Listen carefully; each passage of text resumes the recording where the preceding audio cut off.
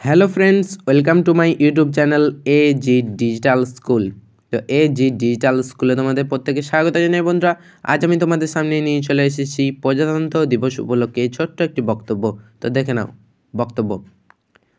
এখানে উপস্থিত মাননীয় অতিথি মহাশয়, শ্রদ্ধেয় প্রধান শিক্ষক মহাশয়, সকল শিক্ষক শিক্ষিকাগণ ও বন্ধু বান্ধবদের জানাই শুভ সকাল।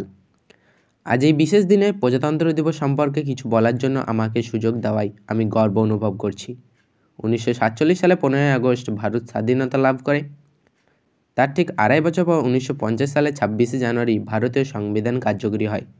এই সূত্র ধরেই 26শে জানুয়ারি প্রজাতন্ত্র দিবস ঘোষণা করা হয়।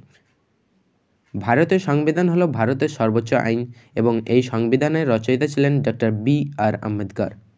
প্রজাতন্ত্র দিবস ভারতে একটি জাতীয় উৎসব।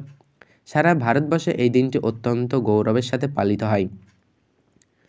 এই দিনে ভারত একটি ধর্মনিরপেক্ষ গণতান্ত্রিক রাষ্ট্রে পরিণত হয়।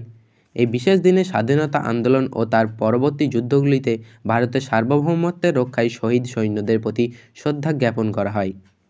এই বিশেষ দিনে সমস্ত স্কুল, কলেজ, অফিস, আদালতে পতাকা উত্তোলন করা হয়।